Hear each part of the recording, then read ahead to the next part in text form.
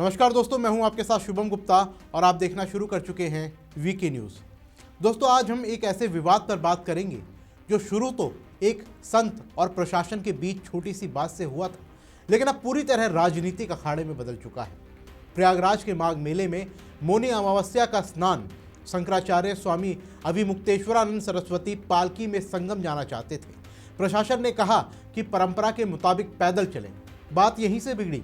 धरना शुरू हुआ, आरोप प्रत्यारोप लगे, पुलिस पर बदसलूकी का इल्जाम लगा, फिर इस्तीफे होने लगे। बरेली के सिटी मजिस्ट्रेट ने इस्तीफा दिया, अयोध्या के जीएसटी अधिकारी ने इस्तीफा दिया और अब विपक्ष पूरी ताकत से मैदान में कूद पड़ा है। कांग्रेस कह रही है कि 150 कार्यकर्ता संत की सुरक्षा के लिए हम भेजेंगे। समाजवादी पार्टी, आम आदमी पार्टी सब साथ दिख रहे हैं। लेकिन सवाल यह है कि एक धार्मिक आयोजन का मामला कब और कैसे इतना बड़ा राजनीतिक युद्ध बन गया? क्या संत और प्रशासन के बीच का विवाद वाकई सिर्फ परंपरा और मर्यादा का था या इसमें कुछ और भी है? क्यों विपक्ष को इसमें इतनी जल्दी मौका दिख गया? और सबसे बड़ा सवाल कि क्या संत समाज को राजनीति के मैदान में खींचना ठीक है? क्या हिंदुत्व की बात करने वाले संत विपक्ष की गोद में बैठकर उसी हिंदुत्व की सरकार को निशाना बना रहे हैं?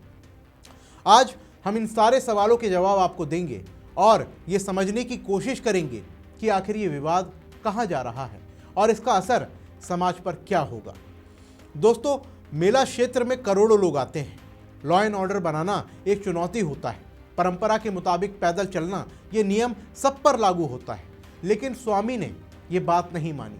वो पुलिस से भिड़ गए, धक्का मुक्की हुई और वो धरने पर बैठ गए और अभी भी वो अपनी बात पर अड़े हुए हैं। इस पर सवाल खड़ा होता है कि क्या शंकराचार्य होने से विशेष अधिकार मिलना चाहिए? प्रशासन ने अगर वीडियो जारी किए हैं जिसमें शिष्यों की तरफ से धक्का मुक्की दिख रही है तो जांच तो होनी चाहिए। सरकार ने कहा भी है गलती हुई तो उस कार्रवाई होगी। लेकिन स्वामी ने धरना क्यों जारी रखा हुआ है? क्या बातचीत का रास्ता बंद हो गया है? दोस्तों, वो शंकराचार्य हैं, बड़ा पद है, सम्मान मिलना चाहिए। अगर बदसलूकी हुई है तो शिकायत का हक है, लेकिन धरना और वो भी विपक्ष के साथ, अखिलेश यादव का फोन, संजय सिंह की मौजूदगी, कांग्रेस का ऐलान, ये सब क्या संदेश देता है? क्या संत समाज को राजनीतिक लड़ाई का हिस्सा बनना ठीक है? क्या हिंदुत्व की बात करने वाला संत विपक्ष की गोद में बैठकर उसी सरकार को निशाना बना रहा है जिसने राम मंदिर, कुंभ जैसे आयोजनों को भव्यता दी? दोस्तों, यहाँ दोहरा मापदंड दिखता है। एक तरफ संत कहते हैं कि हिंदुत्व का अपमान हुआ है, दूसरी तरफ विपक्ष जो सेकुलरिज्म की बात करता है संत का साथ दे रहा है। क्यों? क्योंकि उत्तर प्रदेश में चुनाव नजदीक है। क्या ये वोट बैंक की राजनीति है? क्या स्वामी अनजाने में विपक्ष के हथियार बन गए हैं और अधिकारी इस्तीफा दे रहे हैं योगी के समर्थन में? ये दिखाता है कि प्रशासन में भी भावनाएं हैं। लेकिन क्या इस्तीफा समाधान है? क्या इससे विवाद सुलझेगा? और सबसे बड़ा सवाल कि क्या संतों को राजनीति से दूर रखना चाहिए या राजनीति संतों का इस्तेमाल करती है?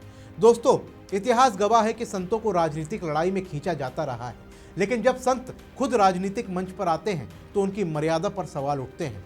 दोस्तों, आप खुद बताइए, क्या अभिमुक्तेश्वरानंद को योगी से सीधे बात नहीं करनी चाहिए थी? क्या बातचीत से रास्ता नहीं निकल सकता था? अगर ऐसा होता तो शायद ये विवाद अब तक खत्म हो चुका होता। और आखिर मैं यही कहूँगा कि माघ मेला भक्ति का मेला है, इसे सियासत का अखाड़ा बनाना ठीक नहीं है। संत को सम्मान मिलना चाहिए, प्रशासन को संवेदनशील होना चाहिए, लेकिन राजनीति का प्रवेश विवाद को और जटिल बनाता है। जनता देख रही है, समझ रही है। उम्मीद है कि विवाद जल्दी सुलझेगा, बातचीत से, सम्मान से। और आप भी सवाल उठाइए, क्योंकि सच्चाई को आवाज़ चाहिए।